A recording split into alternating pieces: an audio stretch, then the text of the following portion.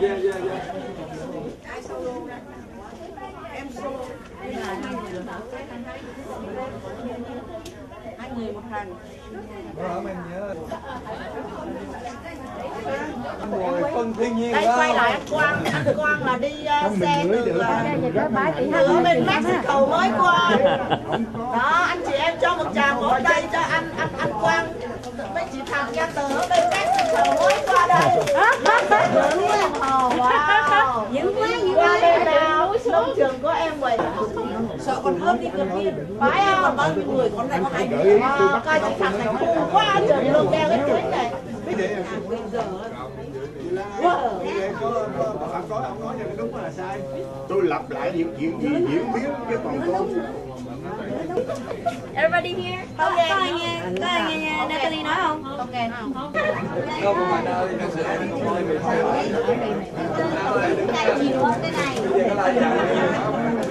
Để được rồi. Em nó đây nó đứng con nó Đi vô là đi vô thêm hả? Đi đây. Good morning. IBO Amway. All right, I have been working with Neutralite since 1954. Và ông Frank làm việc ở đây từ năm 1954 tới giờ. How many years? 10 years? 54. No, it's Anyway, welcome to Neutralite Lakeview. Chào mừng quý vị. This morning, we're going to visit the museum, the greenhouse, and the garden. Sáng hôm nay sẽ đi coi cái thư viện, cái greenhouse và cái vườn. When you leave here, I want you to notice the sheep over by the road, because they're only here 2 or 3 weeks during the winter, so it's unusual to see them. Họ nói là tí nữa họ sẽ cho mình coi cừu. Chỉ có một is it is it 1 or 2 weeks in the winter? 2 or 3 weeks. Họ chỉ có thể để cừu 2 tới 3 tuần trong cái mùa đông này thôi. Và thường thì không có thấy được cừu ở ngoài. Yes, go ahead. Yes. All right. Lakeview Farm today is a research farm. We used to be a production farm, now we are a research farm. Okay. Cái nông trại này á là it's not what? Sorry. It used to be what? Không phải là cái farm của sản xuất. Nó chỉ là nghiên cứu. Đầu tiên đó là cái nơi làm cái sản phẩm, nhưng bây giờ là trở thành là nơi nghiên cứu. Okay. The museum, this is the original Neutralite product. Established in 1946 in in Buena Park. Today it's sitting here as a museum, but it is the original Neutralite building, 1946. Cái building này rất là nhỏ, là nó là nguyên thủy, là cái nơi để mà nó làm về Neutralite đó, nhưng mà thời gian trước là nó ở where is that before you say? This is in Buena Park. Buena Park. Are you going to Buena Park today to the production area? Oh yeah. Okay. So Buena Park is Neutralite cái một nơi khác đó. Thì đầu tiên cái building nó nằm ở đó, nhưng bây giờ mang tới đây là với mục đích là làm cái thư viện thôi. Okay. Our founder, Mr. Carl Rembert, was in China from 1914 to 1927. Cái người founder của Neutralite là Carl Rembert này đó, là qua bên China để học hỏi về những cái dinh dưỡng từ năm 1917 đến năm 14 đến năm 1927. It is in China where he got this idea. If it was possible, he take that one from here and get that one, because that's not working. It's just walkable when we require all this. Established in 1949. Okay, cái phòng đầu tiên sẽ làm thoát nước, là bắt đầu từ năm 1949. We would dry the plants. 49. Once the plants were dry, they would grind them up using that mill. Khi mà cái cây thực vật nó đã khô rồi đó, thì sẽ bỏ vào cái mill này và cắt nhỏ ra, xay ra. Okay. To move the liquids, this little pump. Cái đồ pump đó là để mà chuyển cái nước từ cái, một nơi này qua nơi kia, có cái phần có cái đường Okay. khác. We're going to go to the first room. Remember, it is a museum, so don't touch anything. I will point to you and tell you what it is. If you have questions, feel free to ask me, and I'll try to. So we'll go to the first room, and then we'll gather in the second room. Qua phòng thứ hai có question, có câu hỏi gì cứ hỏi. Là nguyên thủy của cái người mà chế tạo ra cái này. Không, đi vô. Three people lived in this building for 3 years. 3 người ở trong cái nhà này 3 năm trời. Đây là bedroom, vừa ngủ ở đây, rồi cái phòng ăn ở đây, rồi phòng tắm ở đây. Và Nutrilite đầu tiên là siêu ngủ vậy. Cái vị đi không?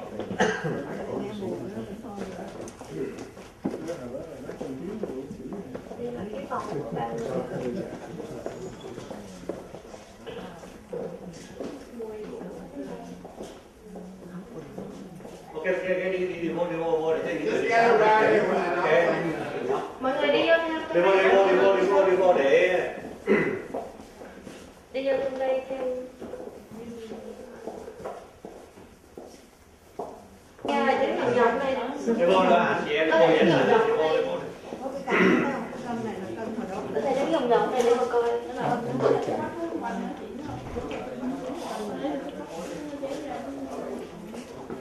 Okay, keep in mind, Mr. Renbor started with very few plants. This is alfalfa. Alfalfa. Today we have over 100 different plants that we use to extract and concentrate for our vitamins and minerals. Okay. Cái người phao đầu tiên là người đầu tiên ông Mr. Khao đó, thời gian đầu đó chỉ có một vài món mà một vài thực vật thôi là đang nằm trong cái này, và bây giờ đó là có over hơn 100 cái loại thực vật khác nhau. So our scientists have researched many varieties of alfalfa. They have selected this seed, this variety.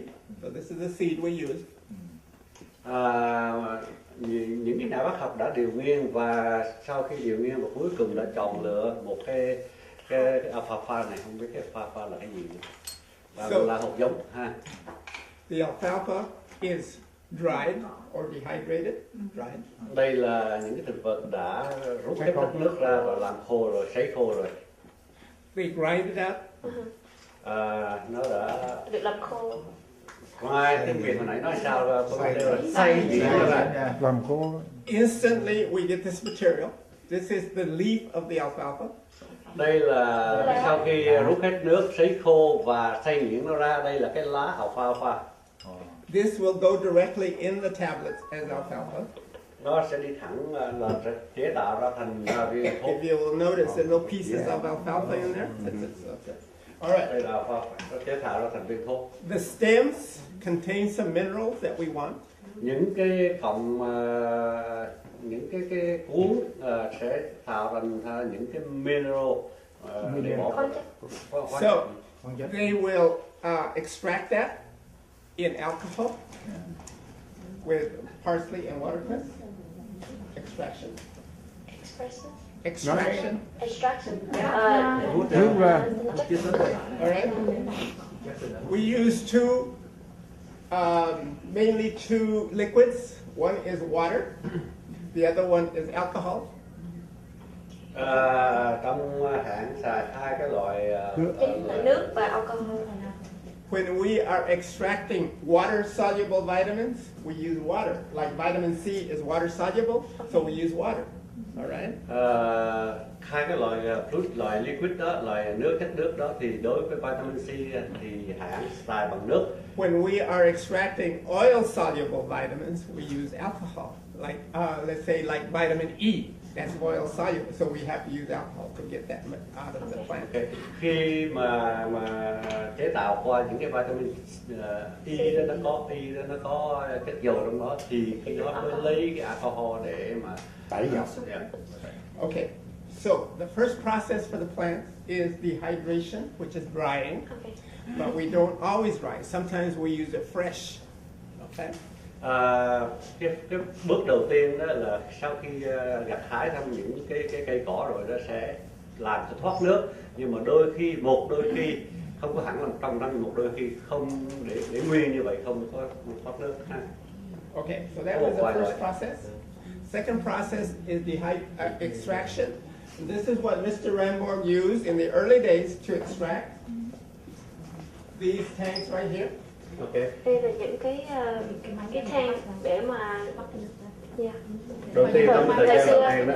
Hồi xưa ta dùng cái đó để Each one had a mixer. Okay, you put the plants in the liquid and with the mixer, and this violent stirring is removing the nutrients from the plants. Đầu tiên là bỏ những cái cốn trong đó và bỏ nước vô, và cái máy nó sẽ trộn và nó sẽ di chuyển để nó thoát ra lấy những cái nutrition dinh dưỡng đó. Once that process is filled, in the early days, now you have to remember today is all modern stuff. Okay, but in the early days, to do concentration, he would use common alcohol stills. These stills were manufactured to make alcohol whiskey. Mr. Renborg used them to concentrate. Okay. Cái máy thời gian trước nguyên chất, cái máy này thật sự ra là dùng để làm cho rượu, tính chất của rượu đó, nhưng mà bây giờ Mr. Carter xài để làm cho cái nguyên chất của what these machines are doing. You see this excess liquid right here? See? We got to take it out. We have too much liquid. First we had too much fiber. Now we have too much liquid. So we have to take out. We only want the concentrate. Okay. Đầu tiên đó, cái máy bên này là có rất là nhiều chất xơ trong thực vật, và qua bên này rồi bây giờ đó trong những cái dinh dưỡng này đã giống như là bột vậy đó ha. It gets right. And then you blend it. Mr. Renborg's old blend. This is he could do 90 pounds at a time. Rồi bây giờ 5.000 pound. Okay, we blend the minerals and the plant concentrate together. Cùng chung cái mineral với lại we send it to Wayne Park and they will make tablets. Đây chỉ là một loại thực vật mà thôi, nhưng bây giờ có hơn cả trăm loại như vậy. Qua cái quá trình xây khô rồi lấy thoát nước, lấy những cái chất rồi trộn khoáng chất vô, rồi khi đó mới đẩy hết cả những cái chất dơ, chất thẳng dư ra, rồi mới làm concentrate trở thành viên thuốc. Nó có quá trình rất là nhiều step, Okay. quá nhiều công đoạn. I want to tell you, Mr. Renborg had several problems. The first problem is when he came from China in 1927. He was already 40 years old, and he only had $24 because he had lost all his money. Cái người founder của Nutrilite là Mr. Carl Renborg, right? Có những cái trở ngại thời gian đó. Sau khi trở về từ China năm 1927 thì Hy đã hơn 40 tuổi. Cái thứ nhất, cái trở ngại thứ hai là Hy chỉ có 24 hay 42? 24 đô la trong túi thôi. No money. No money. The other thing is, he was a businessman. He was not a scientist. So he had to learn organic chemistry when he returned to create this product. So he had to learn and study and work because no money. Hy chỉ là một người businessman chứ Hy không phải là một người chế tạo thuốc. Cho nên khi Hy về Hy có rất là nhiều trở ngại, Hy phải học hỏi rất là nhiều. Okay, that was problem number one. Number two is, when he finally had something to sell, he tried to sell it as a liquid, concentrated liquid.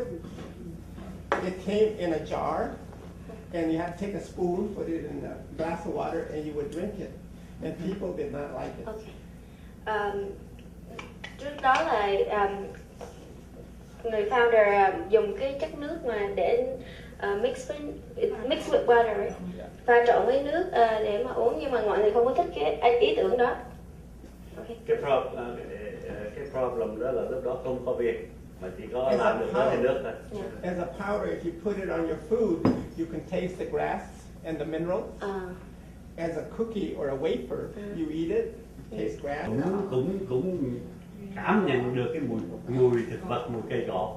Very fortunate for Mr. Renborg. in 1945, the science world discovered the first capsules that would dissolve in your stomach.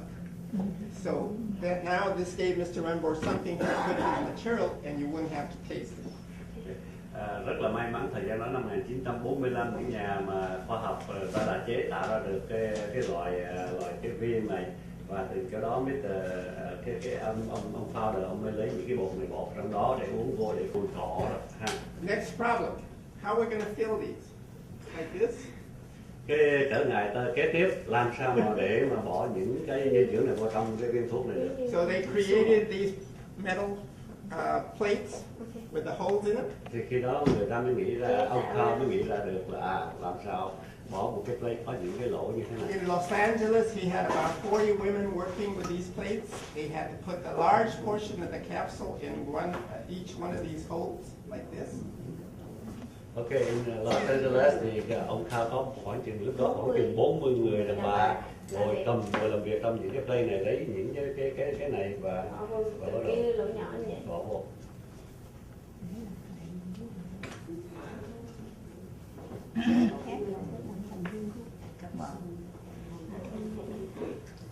So then they put all handwork, the material in. Rồi bỏ những cái dinh dưỡng. Okay, pretend it's all this. Okay, I'm just going to do two, otherwise I'll be here all day.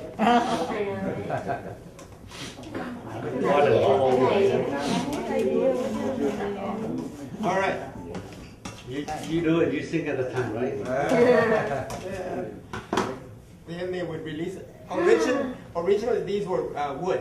We made it now out of metal. So Nguyên thủy đó là bằng gỗ. okay. Now I need some ladies to put the tabs on. Đó, bây giờ mới lấy cái nắp đậy lại.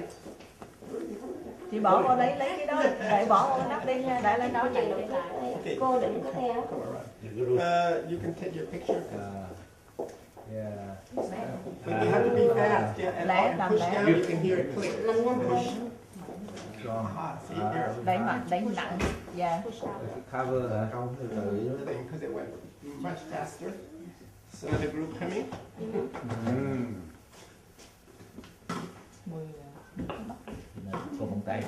Okay, start doing this. So there was no equipment. He had to design the equipment. He had to do everything.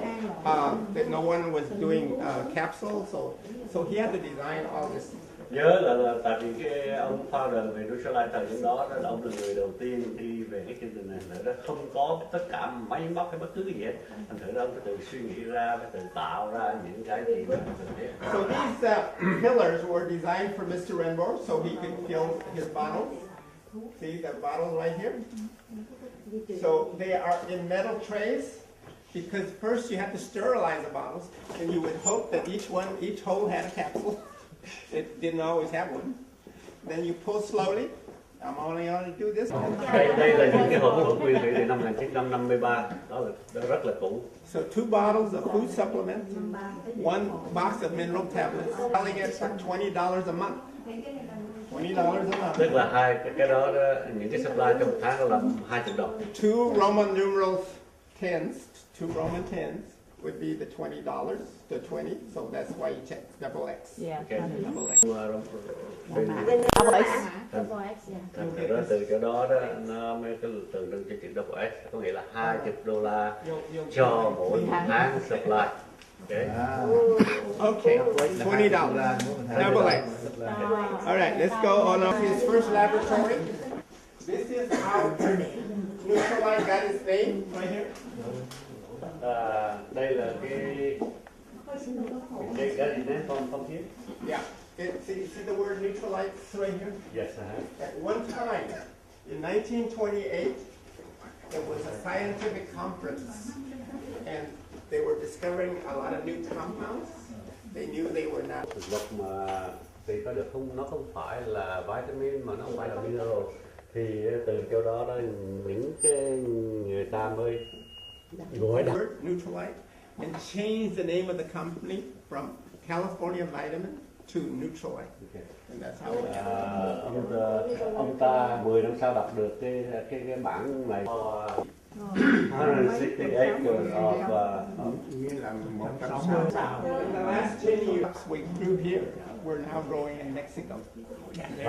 và bây giờ những cái đó người ta trồng không có, ta chuyển qua bên Mexico để người ta trồng. Hãng có 4 cái farm nha, một cái ở đây California, Washington State, một cái ở Mexico, Brazil và một cái Ba Tây. Okay, here we have a research vessel that Mr. Renberg had dreams of building to do research in the ocean, looking for nutritional value. It's just new technology. Đây là cuộc đời của Mr. Carl Renberg. Sinh ra năm 1987. His father was a person that designed jewelry. Okay. And made jewelry and sold it in the United States. Ông già của Him là người làm ra những cái đó là jewelry đó, và bán cho trong nước Mỹ. Carl learned that trade. This is Carl and his father. Và ông Carl đã học bên China. And went to China in 1915. Và qua bên China năm 1915. This is Mr. Renberg's writing in Chinese. Mr. Renberg could write and speak in about 5 different languages. Okay, có thể đọc và viết được 5 loại tiếng. Self-taught. He taught himself. Tự học. So this is his writing. Is that him? 1919. For lack of vitamins, minerals, and this is very healthy. So he said, what is it in these grasses that's so rich and so beneficial? If I can get it out of the plants and give it to people. Những cái tinh chất ở trong đó để giúp cho người ta. So one thing he said, they milk in China. Có một giai đoạn he nghĩ rằng là người ta sẽ cần nhiều chất đạm và protein với lại khoáng chất, đúng rồi. Cái chất milk carnation này. So many people. In 23, he started selling Colgate products in China. Colgate. Very successful. Rất là thành công. But in 1926, a great Chinese revolution took place. Năm 1929 có chiến tranh ở bên nước nội chiến ở bên Việt Nam. Bên Trung Quốc. So all Americans and Europeans were held in confinement. They were arrested, held. During this time, I'll tell you a very quick story. It's not a very quick story. Mr. Renberg, when they were only feed them rice and tea, and he subsidized his diet by making a very rich soup, grind it up, and put it in the soup. Anything that he found green in. Rồi trong cái thời gian mà bị cô lập đó, những người Tàu chỉ cho ông ta ăn cơm và uống nước trà, nhưng mà bây giờ nó thiếu dinh dưỡng, rồi từ chỗ đó Hi mới lấy những cái đinh sắt rỉ nó sét đó, bỏ để lấy chất sắt, rồi Hi lấy những cái xương đó rồi phơi khô rồi mài nó ra, rồi làm nấu súp, rồi lấy những cái rau cỏ mà ngoài cái hàng rào mà bị cô lập đó bỏ vào trong đó, và Hi đã trả tiền cho những người mà canh gác đó, và một số rau cỏ vô nữa, và Hi đã nấu những cái nồi súp để ăn. Okay. So from 1927 to 1935, over here, sir. Từ năm 1927 cho đến 1935. Researching, working until he created his first product with Vita6. That's the one you had to drink. Okay. In 1935. Từ qua quá trình đó vào năm 1935 là Hi đã điều nghiên và Hi đã tìm ra được cái loại đầu tiên, sản phẩm đầu tiên là Vita6, tức là cái loại mà vitamin mà mình đang uống đó. Okay, we got the first marketing plan. The one we. Đây là hai người đầu tiên đã giúp cho ông Carl đó làm marketing cho cái Nutrilite. Over here we have this building you're in today, but in Buena Park. And that was the entire company right there, see it? Đó là cái bức hình đó là bây giờ hiện lên bên. This afternoon? Yes. Okay, so keep in mind, you look at this today, and then when you go over there, you're going to see very modern building, very large. So Đây là cái bức nguyên thủy của nó, và chút xíu nữa mình tới bên đó rồi mình sẽ thấy là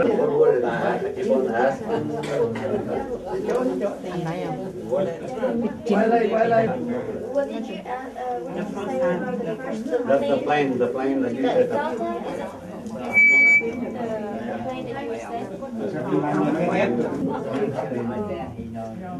Anh đấy tôi tự chụp.